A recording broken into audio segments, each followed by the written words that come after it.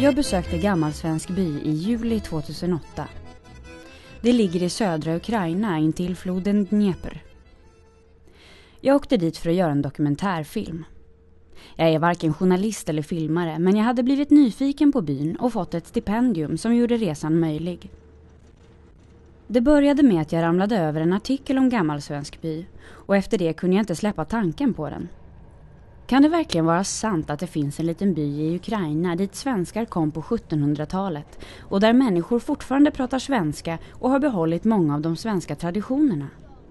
Och att dessutom nästan inga svenskar idag känner till byn.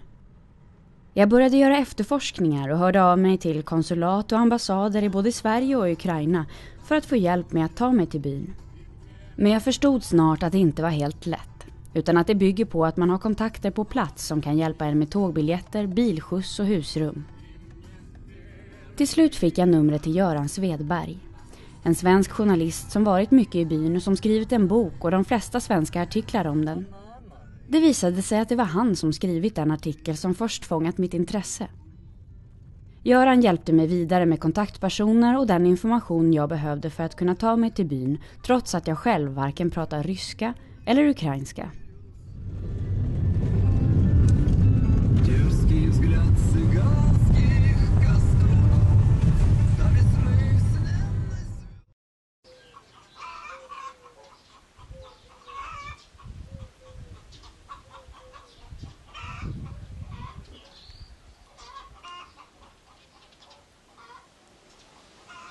Jag bor hos Anna Annas.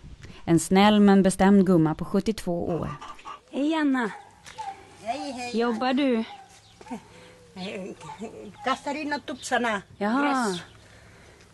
Kastar in och tupsarna gräs. Hon bor med sin dotter Loda. Lodas man och ibland deras 2 söner. Familjen bor trångt, men jag får ett helt litet hus för mig själv.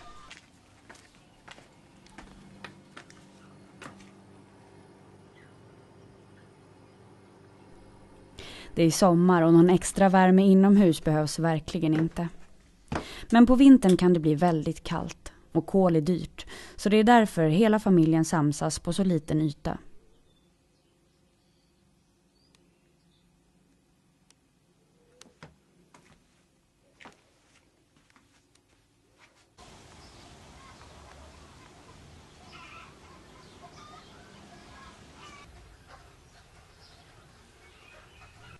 På den lilla gården finns en ko, grisar, höns, tupp, kycklingar, ankor, 3 katter och 2 vakthundar.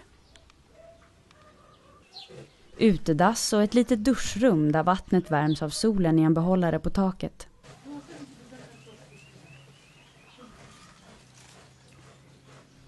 Annas familj har en egen brunn, vilket inte alla i byn har. Är det här din mark? Ja. Vad odlar du här? Här odlar jag vet inte vad det säger. Hur säger ni på tom? Potatis, lök, ja. Morötter, burkar, kor, allt som vi tar. Gurkar, tomater, huvud, allt som vi tar. Så här jobbar du varje dag? Ja, var dagen på litet sol blir mejeri så går jag gir mot stugan. Ja, gå bort. Folket i Gammalsvensk by lever på sitt jordbruk och överallt syns även de riktigt gamla ute på åkrarna.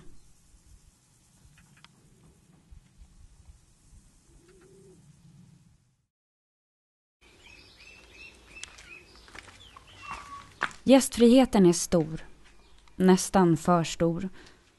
Jag får så mycket mat att jag aldrig orkar äta upp. Och Anna kan inte låta bli att bli förnärmad varje gång och hon säger hela tiden att jag äter lika lite som katten. Jag blir nästan behandlad som en prinsessa. Flera gånger om dagen dukas det upp en mindre buffé för min skull och jag äter inte tillsammans med övriga familjen utan ensam, med Anna som sällskap mitt emot. En gott potatismos. Kallas det potatismos? Ja, det är lök och ger ägg. Ägget till potatisarna stampa och mjölk. Nu får du inga mjölk, nu får du vänta om kvällen. Ja. Maten är god, även om den oftast inte smakar särskilt mycket. Bortssoppa, kycklinggryta, pannkakor, korv, bröd, kex, tårta, ägg, ost och te. Alltid väldigt sött te med extra socker. Jag får dåligt samvete varje gång jag inte orkar äta upp maten som serveras mig. Det här är ju fattiga människor som verkligen bjuder till för min skull, tänker jag, och försöker proppa i mig lite till, varpå min tallrik fylls på trots mina protester. Du geter som katten, säger Anna på gammelsvenska. Igen.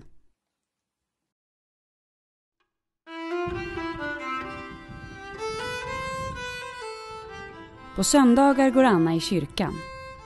Den svenska kyrkan i byn används bara vid speciella tillfällen och är mycket sällan öppen.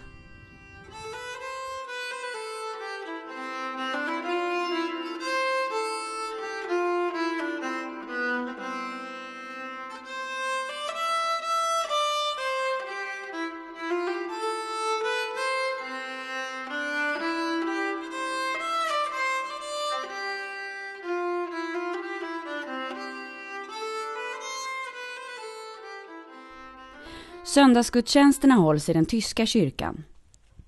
Det är prästen själv som hämtar upp folk i sin minibuss. Här står vi och väntar på bussen. Anna, Lilly och Emma som alla pratar svenska och jag. Gudstjänsten ska börja 10:00. Vi ställer oss för att vänta på bussen vid 9:30. Bussen kommer 9:15, vilket inte är något konstigt. Förra veckan kom den efter 11. Berättar Anna. Det här är de riktiga gammelsvenskorna, eller hur? Ja, Ja. vi är gammelsvenskar. Gammelgubbar. Vi är här födda. Vi är födda. Ja. Vår pappa och mamma blev ju här födda. Ute till sin bil och dumpa och till sjukhuset var de och allt. Oj. Ja, sjukhuset. Skåpvacket är stora sjukhuset. Vad de har. Det ligger här, ja. Ja.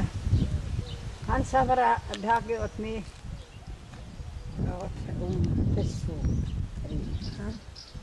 Det är en som kommer sen till ens.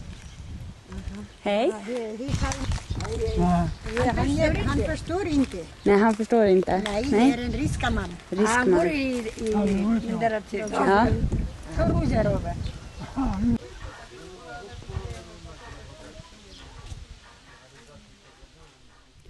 Prästen jobbar ensam i kyrkan. Han hämtar upp gudstjänstdeltagarna, hoppar av bussen, tänder några ljus, drar på sig en särk och drar igång gudstjänsten, som hålls både på ryska och tyska, medan hans barn springer runt fötterna på honom.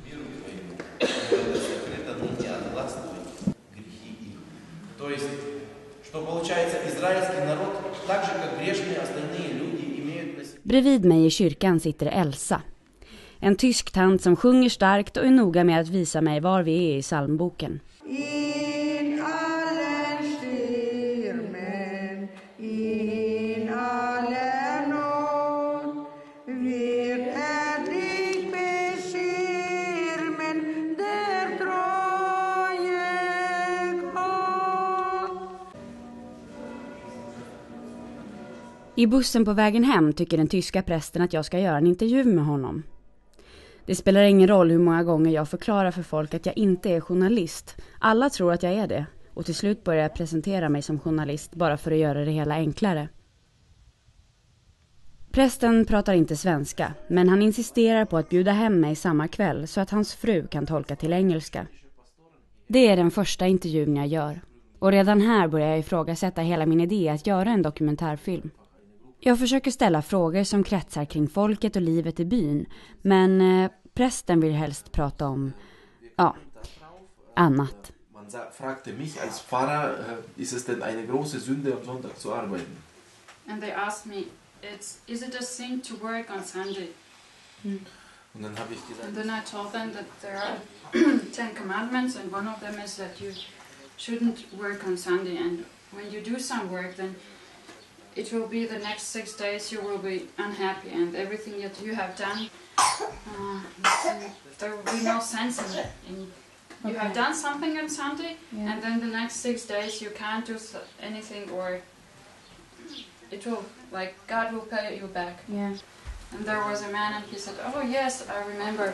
There was a woman, and she wanted to do the laundry on Sunday, and then the machine went, like, Wash machine. yeah, It broke? What? it broke, Yeah. and she asked somebody to repair it. Yeah. And when he was repairing, there was Ein something Teil. was flying in his eye Okay. from the machine. Yeah. Or somebody else was working on Sunday with wood, and he was like cutting wood, and he cut his finger. C2. And each of the men had some stories that had happened when people were working on Sunday, and something went wrong after that. Prästen och hans familj bor i ett fint stort hus som skulle kunna vara hämtat ur ett svenskt medelklassområde. Jag försöker fråga om hans syn på bybornas fattigdom. I have seen like Kazakhstan, where you have financially almost nothing, and then Germany, where you have many things and a lot of money and everything. And then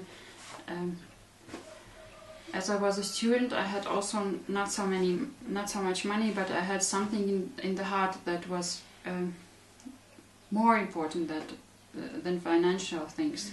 And I have also seen that here you don't have to be rich to be happy. Efter att ha tackat nej till prästens vänliga erbjudande om Mariana tycker jag att det är dags att bege mig hem till Anna igen för att fundera över min halvdana journalistinsats. Jag glömde ju till och med att fråga vad prästen hette.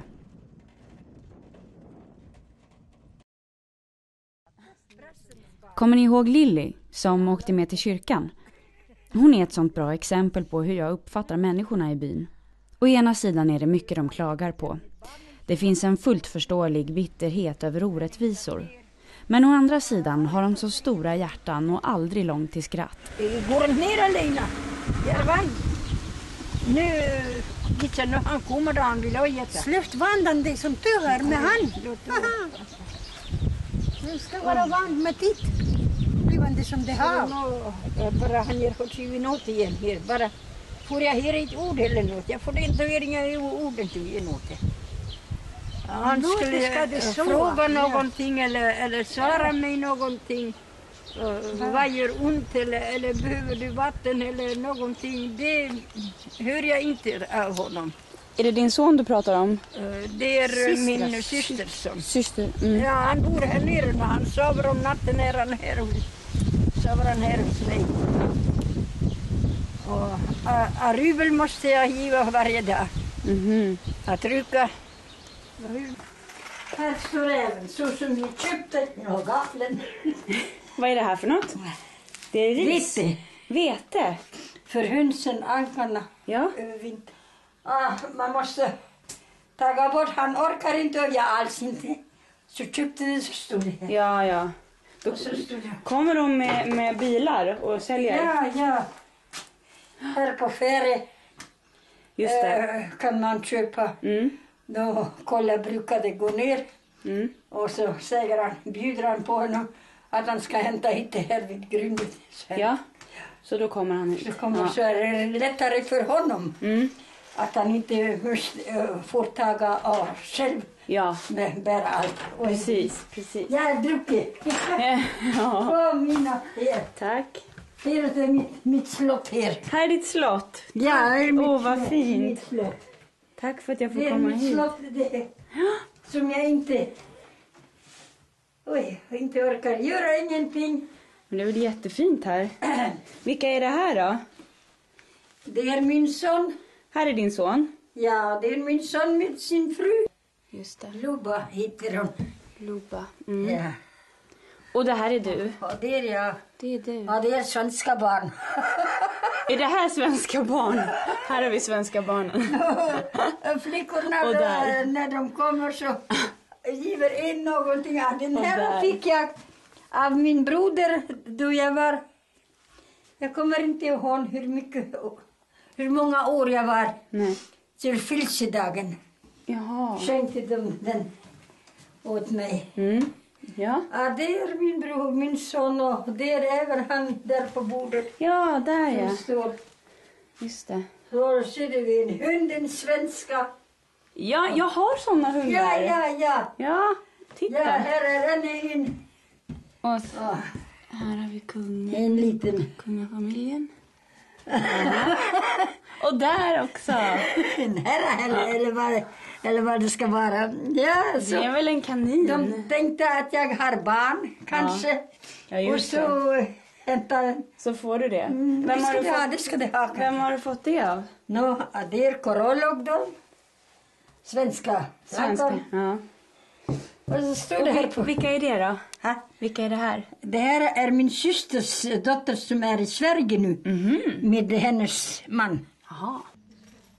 Jag förstår långt ifrån allt gammalsvenskarna säger. Men alla är snälla och vänliga och verkar tycka att jag är ett roligt inslag i deras vardag. Och de pratar gärna med mig, oavsett språkförbistringar. Ja. På svenska jävel här. Har du fått den av en svenska? Nu för barnen. Jag har inga sådana små barn. Nej. Att jag ska kunna avgiva det. Nej. Men vem har du fått den av?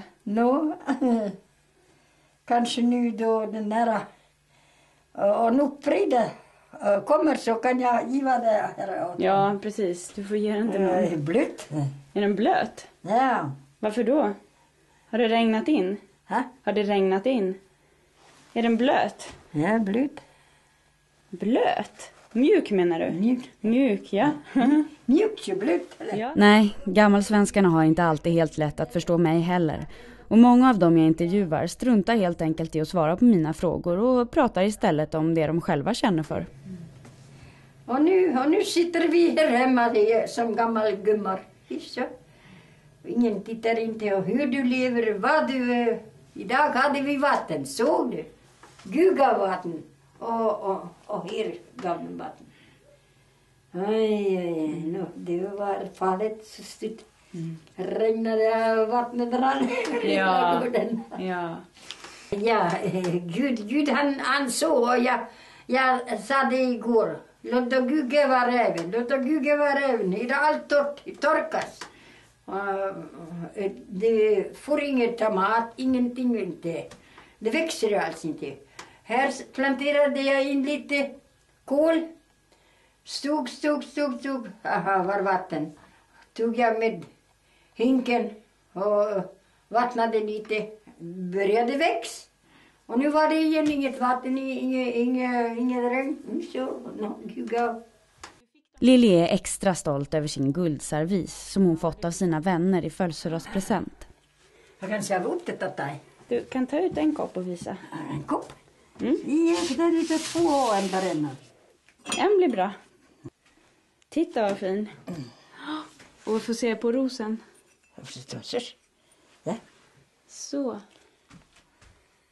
Ja, jättefin.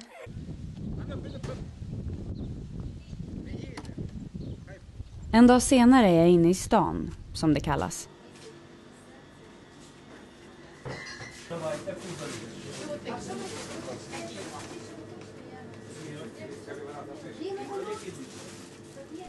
Här finns 2 små matbutiker, ett apotek och en liten butik med allt möjligt som jag skulle kalla krimskrams. Här hittar jag plötsligt samma guldservis som Lili hade och tänker att det vore kul att köpa med sig en kopp hem. Men det visar sig att man måste köpa hela servisen. Nåja, den kostar inte mer än 60 rivna, vilket motsvarar ungefär 80 kronor.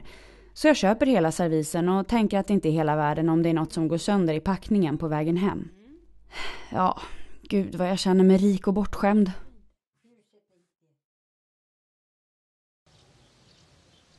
Det här är byns sjukhus. Alldeles bredvid ligger ålderdomshemmet. Det känns visserligen som att det mesta ligger alldeles bredvid här i byn. Det är så pass litet att jag lärt mig hitta hyfsat bra runt hela byn redan första dagen. Men hur som helst, ålderdomshemmet. Här bor gammalsvenskorna Melitta och Lydia.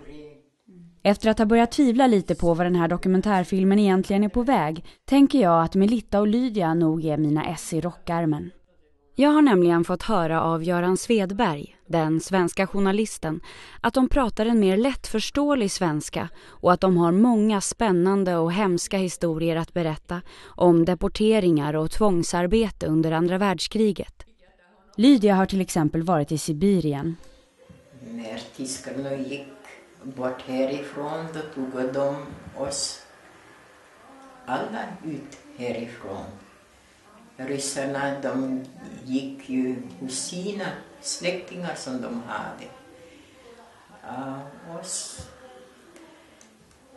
våra som körde ut med hästarna, vi hade inte med vad att köra, då kom de med bilen, tog ut oss. Snöråka satte de oss på tåget och då körde vi till Polen. Mest ett år vore vi där. 43 år jagade de ut oss härifrån i oktober månad. 45 i januari månad jagade de ut oss ifrån Polen. Och då kommer vi till Tyskland. Och efter det som kriget slutade, då körde vi hem, som de sa. Istället att komma hem körde de in oss i Sibirien. Där levde vi ifrån 45 året som de förde in oss i december månad. Där levde vi 9 år. Du fick arbeta där då, i Sibirien? Ja, i skogen. Ja. Det var inga annat arbete. Vi sågade själv dessa träd och körde även ut dem till vattnet med försvaret med hästarna som de körde på isväg där som på Lossa går slädsidan. Det hällde med vatten om natten. Det var som en spör, han vägen. Då tog hästen tog så mycket som en bil som körde.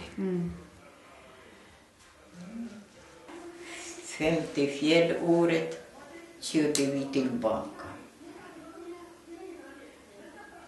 Skrev åt Moskva, ministerstvo, regeringen. Och efter det gav de åt prokuratura. Och från prokuratura åt местная власть. Som är där, det översta MVD. Och då fick vi sen över 1 år och 10 månader, då fick vi lov att köra ut därifrån. Och då kom vi hem. Hur var det att komma tillbaka?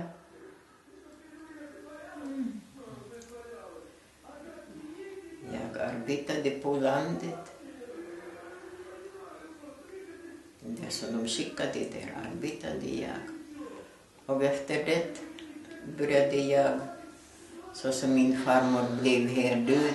Och jag kunde ju inte se om henne. Då gick jag som jag hade varit som skyld att jag inte kunde se efter henne. Då gick jag här att jobba i sjukhuset. Hur heter din kvinna? Hur heter? Jag med den son som lever i Peterburg. Det är din son? Ja. Och det är min man. Jag och hans son. Och det är min syster. Och hennes man. Och det är jag. Som jag var i månad. Ja. Lydia pratar mycket riktigt en mer lättförståelig svenska än vad jag tidigare har stött på. Men jag lyckas inte riktigt få henne att berätta några svindlande historier. Melitta däremot är väldigt pratglad. Men tyvärr förstår jag inte alls särskilt bra vad hon säger. Eller framförallt förstår jag inte sammanhangen hon pratar i. Precis som Lilly och många andra pratar hon mest om det hon själv känner för istället för att svara på mina frågor. Och när jag försöker fråga, vad pratar du om nu? Var är du någonstans? Vilket år är det? Verkar hon inte förstå vad det är jag inte fattar. Och till slut känner jag mig så otroligt korkad att jag slutar fråga och låter henne prata om det hon vill. Jag tänker att jag får lösa det där senare. Ja, då gick vi hem. En efter den andra fick återgå. Så som vi kom ut och trampade stigåttat på snö. Och min syster hon gick från de första början. Gick hon ut och vi gick hem. Jag kom bakom min syster Emma som sovade. Så säger en man till någon. Säger han, Melitta, din syster hon faller ner. Hon gick på stigen som de trampade stig. Och så föll hon bara ner och snön. Så såg hon inte mera ingenting, inte kunde tala ingenting. Så hade hon tänderna fram, ögonen fast, ingenting. Så låg hon på snön. Det var bra att jag var stark. Och jag fick ta upp hon som ett verkstycke på ryggen och bära henne. När jag redan var 10 kilometer fick jag bära henne. På denna snö. Så började snö från åker. Började snö. När jag tog och släppte ner henne på benen stod hon. Skriker Maria, Maria. Ta upp ögonen upp. Ingenting. Släppte av henne så kollade ner och snön och låg. Där med har de 2 barn. En flicka från 13 år, en gosse från 6 år. Kom jag hem, det var redan började snö, inga skog såg vi, inga baracker där som vi levde, ingenting fick man inte. Vi var ute på isen och kom vi över snö, över isen så. Kom vi hem så satt hennes gammelmor och min mamma med så stor fatt med snö. Så lade de upp min syster på denna sängen och gled av henne och började riva henne med snö hel. Med snö så? Ja, med Varför snö, gör man så? hela kroppen. Hela kroppen. Varför gör man så? Så började hon leva. Jaha. Så började hon leva. Fast man är så kall så är det... Så det är kallt. Ja. Ja, hon kände det väl när hon var död, som död. Hon tog inga ögon öppen, inte kunde tala, inga mun, ingenting. Nej. Släppte av henne, kollade ner. Fick jag ta upp henne som ett verktyg på ryggen och gå med den. 10 kilometer. Men hon klarade sig. Och sedan blev hon levt. Så levde hon med sin dotter och med sin pojke. Så fick hon 1 kilo bröd om dagen.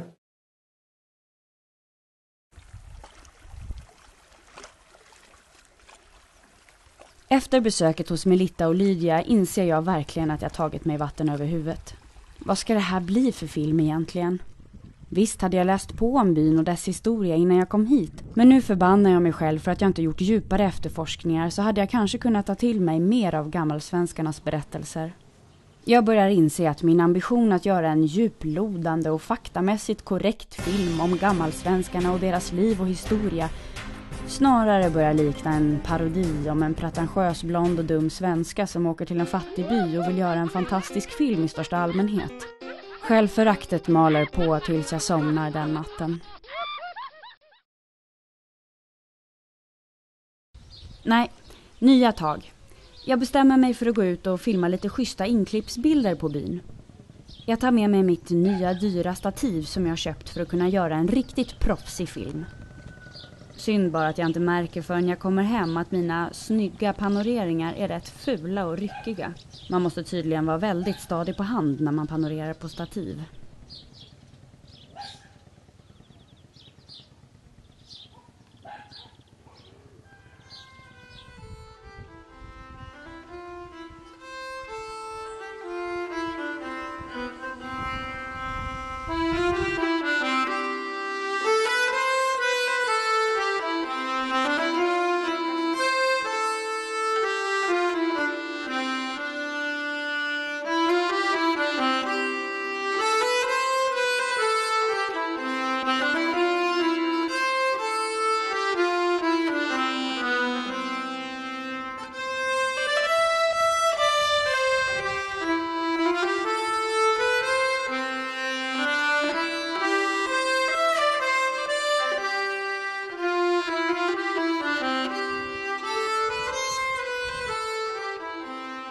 Det här är det enda filmade klippet från byn där jag är med. Jag tänker ju att jag ska göra en väldigt seriös film där bilder på mig är helt överflödiga. Men här vill jag få med proportionerna. På den här tomma socken stod nämligen en staty av Lenin tills för bara ett litet tag sedan. Det råder delade meningar om varför den tagits bort. Om bara några veckor kommer den svenska kungen på besök till byn för första gången. Jag har hört att det är därför statyn tagits bort. Men en annan anledning sägs vara att byn inte fått pengar för att restaurera den och att de helt enkelt inte kunde ha kvar statyn eftersom den blev vandaliserad.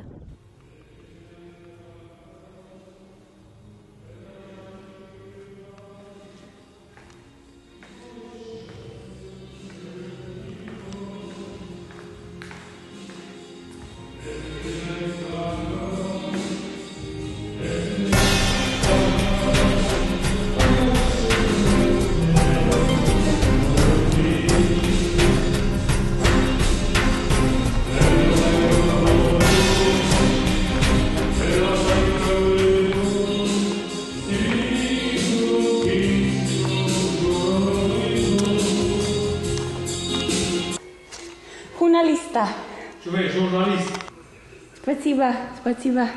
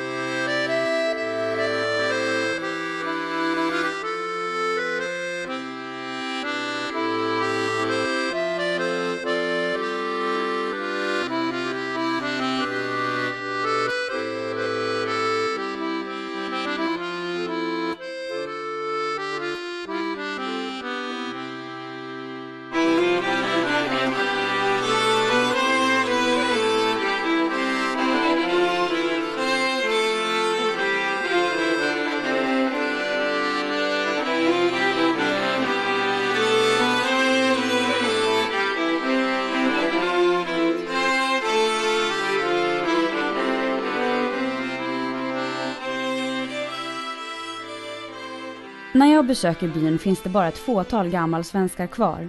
Det vill säga, det är någonstans runt 7 personer i byn som pratar svenska som modersmål. Alla dessa är äldre kvinnor. Den sista gammelsvenske mannen dog inte långt innan jag besöker byn. Men det finns frivillig svenskundervisning i skolan. Jag träffar svensklärarinnan Larissa. Faktum är att de som läser svenska ska åka till Sverige bara dagen efter jag träffar Larissa. Jag får vara med under ett möte med barnens föräldrar där det sista ska gås igenom inför morgondagens avfärd.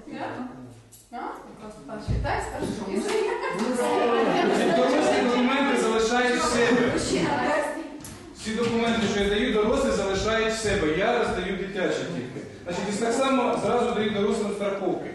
Значить, запам'ятайте, хто з ким, що дітям положить на вечерю, на сніданок. Все. Далі.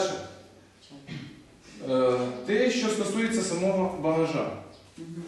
Давайте jag зараз що розкажу. Det var planerat att åka till Sverige 2 år sedan. Men det var lite komplicerat att få pengar och finansiering. Och det här året vi är lyckliga. Därför resan är finansierad. Och vi är inbjudet av idrottsklubb Hylli IK i Malmö. Och vi planerar att spela fotboll med svenskpojkar och kommunicera, att träffa svenskarna och använda språk vi studerar här i Gammalsensby.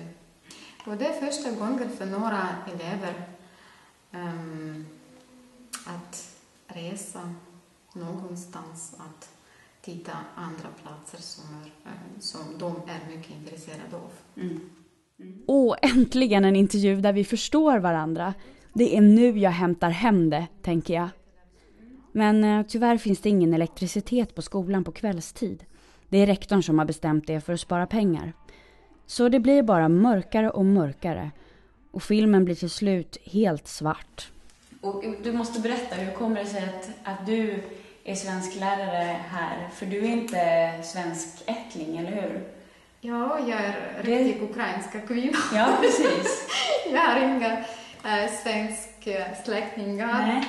Jag kan säga att jag tycker om att läsa främmande språket, och jag var mycket intresserad av att studera svenskspråket därför jag är född här och jag tror att jag måste prata svenska. Jag måste undervisa svenska. Därför det är byn med svensk rötter. Och på svenska, vi måste behålla vad vi har här. Vi måste komma ihåg rötterna. Ja, historia, rötterna, våra rötterna. Och först det var min hobby, och jag började studera svenska när Kristina Styren var lärare här. Och jag tyckte om språket mycket. Och jag kan säga att nu älskar jag Sverige och svenskspråket. Det var 2 gånger som jag deltog. Andra form. Deltog i sommarkurser, och först var det i mitten av Sverige, i Sundsvall. Det var Ålsta folkhögskolan. Jag pratade inte på svenska, och det var så spännande och det var så intensivt, och jag började prata svenska efter första dag. Därför det var förbjudet att prata ryska eller ukrainska. Och andra gången, det var 2 år sedan på Tjörna. Det var Bilbströmska folkhögskolan. Ja, jag kan säga det var bästa tiden i min liv, att jag träffade så många, mycket bra människor där. Och skolan här, kan du berätta lite om skolan här i byn? Ja, det är grundskolan. Och nästan 300 elever studerar här. Vi har också 30 lärare. Det är 25 kvinnor och 5 män. Och elever i den här skolan studerar olika ämnen. Det viktigaste är ukrainska språket, litteratur, också främmande språket, engelska, matematik också. Och vad kan jag så säga? Jo, det här är ditt klassrum, berätta. Nu ser man inte så mycket, men det är väldigt fint. Du fick bidrag, tack. Bidrag från Sverige. Jag kan säga att jag undervisar svenska 3 år. Men det här året, Sverigekontakten och Jan Heina, en man från Malmö, från Sverige, hjälpte mig att köpa nya möbler. Och Kristina Styren hjälpte mig med pengar att renovera klassrummet. Och jag kan säga att det är mycket bra att ha sådana klassrum. Det finns så många böcker och litteratur, också material, tv-bandspelare som vi kan använda på lektioner. Jag är tacksam för alla som hjälpte mig att få allt som jag drömde mycket i mitt liv.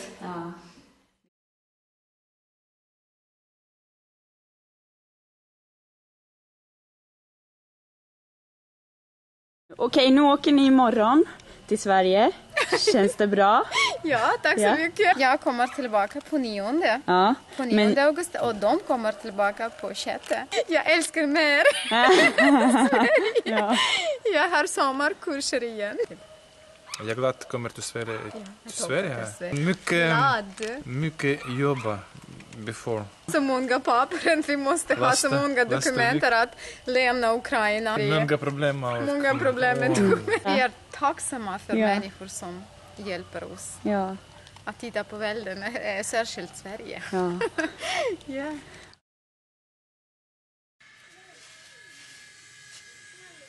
Men var är då alla byns barn och ungdomar? Jag har ju mest träffat den äldre generationen, så jag går på jakt och hittar en massa barn. Vi förstår inte varandra, men de tycker det är roligt med min kamera, så jag får vara med ändå.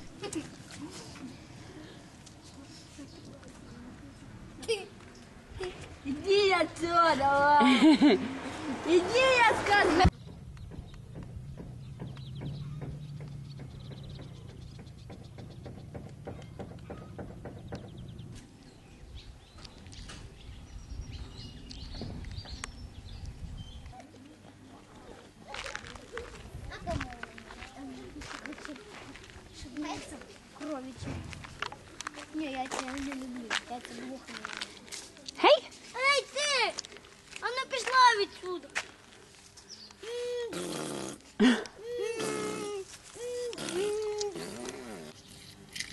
Фотки. Що бачиш? Що дураки? Сама. Ну. А ти? Ваня, база!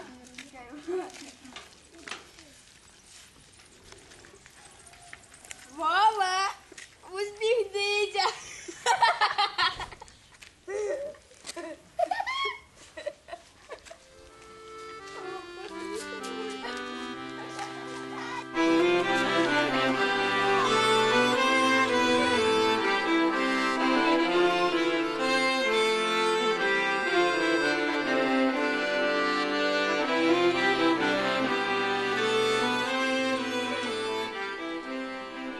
Plötsligt springer jag på en ung kille från Sverige.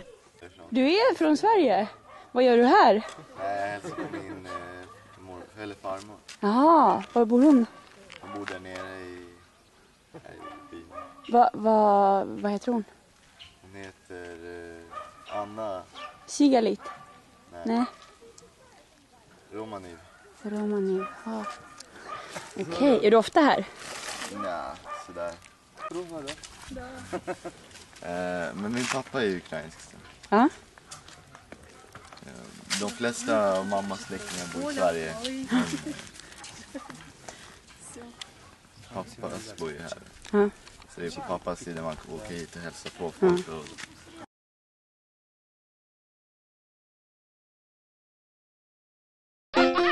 Jag frågar den svenska killen om var byns ungdomar brukar hålla till. Och jag får reda på att de brukar hänga i baren om kvällarna. Det blir ett perfekt inslag i min film, tänker jag. Jag går dit samma kväll, men det visar sig vara helt tomt i baren när jag kommer dit. Jag försöker fråga var alla är, men mannen som jobbar där pratar bara ukrainska.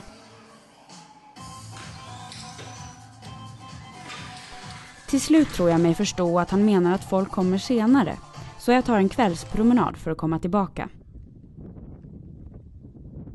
Nu upptäcker jag för första gången vägen ner till stranden som jag letat efter. Gud vad jag har velat bada i hettan under dagarna.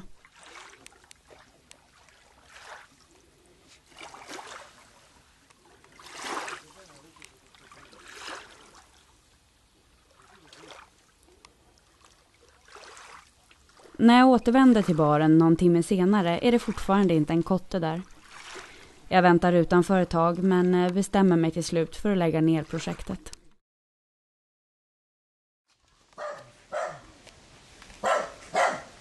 Jag måste få presentera Elsa. Hon är syster till Emma som följde med till kyrkan. Elsa är lätt att förstå och precis lagom pratglad. Jag som vid det här laget helt tappat greppet om min film tänker att det kanske är Elsa som är min räddning. Ja, tack. Ryggen verkar så roligt. Så ligger jag på ett. Vad är det? Ja, för ryggen. Oj, ryggen verkar roligt. Så det är ryggen som du har ont i? Jag låg med hjärta i staden. Och när jag kom hem verkar ryggen så roligt. Den kan inte sitta, inte ligga och verkar allt. Får du någon hjälp då av doktorn? De skriver ut åt mig här, ja, men en kärrehålig bättre. Här är jag. Det är du? Här är min man. Det är din man? Och här är hans far och mor, min mans far och mor. Okej. Aha. Just det. Aha. Och du är syster med Emma? Ja, jag är min syster. Ja, jag träffade Emma i kyrkan. 4 veckor var jag inte kyrkan. Nej. Känns det tomt att inte gå till kyrkan? Jag vill gå till kyrkan men jag kan inte. Nej. Nej. Är Gud en viktig del av ditt liv? Gud är en viktig del av ditt liv. Ja. Aha. Men sen går jag till kyrkan, men nu kan jag inte gå till kyrkan. Jag vet inte. Går jag en eller går jag inte, vet jag inte. Vet bara Gud. Så kommer ut. Tack vare Gud. Tack vare Gud för allt. Bara det är stark. Då det är stark så kan det allt göra och vill allt göra. Och då det är sjuk så vill det ingenting inte. Nej, ingenting är inte bra då det är sjuk. Så som jag skriver sig till Bibeln. För vara fattig och stark som rik och sjuk. Förstår du? Så skriver sig till Bibeln. För ska jag vara fattig och stark. Då jag är stark så kan jag allt göra, så har jag allt. Men om jag är rik och jag är sjuk så spelar ingenting. Ja, jag är född i Sverige. Ja. På Öland. Och jag var 10 månader, 29 året resa våra ut föräldrar. Och till 31 kom de tillbaks. Så var jag 10 månader då de kom tillbaks från Sverige. Där är jag född, där är jag döpt i Mellbylunds kyrka. Ja, det börjar bra. Men tyvärr har Elsa så ont i ryggen att jag måste gå efter bara 5 minuter.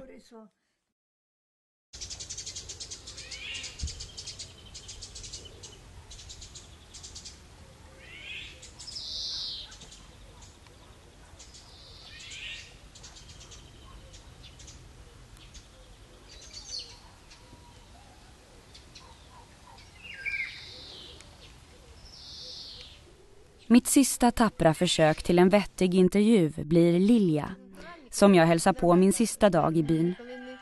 Hon är 32 år och lever med sin man och sin dotter. Men tyvärr vill inte Lilja att jag filmar intervjun, så jag lyckas i princip bara ta upp ljud. Liljas pappa var svensk och mamma ukrainsk, och Lilja har levt hela sitt liv i byn. Hon älskar Sverige och har släktingar där, men har själv bara varit i Sverige vid 2 tillfällen. Vi dricker te och äter svenska pepparkakor. Lilja är inte så sugen på att prata om sig själv, så jag passar på att fråga om Kulturhuset istället. Jag lyckades ju inte riktigt gräva fram någon information sist. Men tidigare, det fungerar att man kan gå till, det fungerar som bio. Ja, och det var disco på heldagar. Men inte nu. Ja, det finns disco bara på söndag och lördag. För ungdomar eller för vuxna? Ja, eller? Ja, men alla kan gå. Ja. Tidigare det var till varje fest eller till varje stor helg. Det var stor konsert och människor från byn och barn. De sjunger och dansar. Men det är inte så mycket nu. Varför inte det? Ja, men jag tycker att tidigare det var sovkos. Det fungerar det är som kolkos, sovkos. Och de människor arbetar där. Ja, men det fungerar så att det är människor, om någon kan sjunga bra eller de måste gå och göra det. Kanske därför det var mycket oftare. Det var ofta konsert eller barn från skolan. När vi var barn, vi måste, det var en stor kör från skolan. Och vi var barn och jag vill inte gå och sjunga. Men det alla säger, du måste göra det. Men nu, det är ingen som hos och ingen kan säga att du måste göra det. Jag tackar för fikat och ger Liljas dotter en glittrig blinkande penna som hon blir överlycklig för. Hon har aldrig sett något liknande. Morgonen därpå ska jag åka hem till Sverige igen. Så på vägen hem till Anna stannar jag i en av butikerna inne i stan och köper med mig 2 flaskor vodka för ungefär 25 kronor styck. Anna säger att den ena av dem är bra. Och mycket riktigt smakar den andra ungefär som aceton.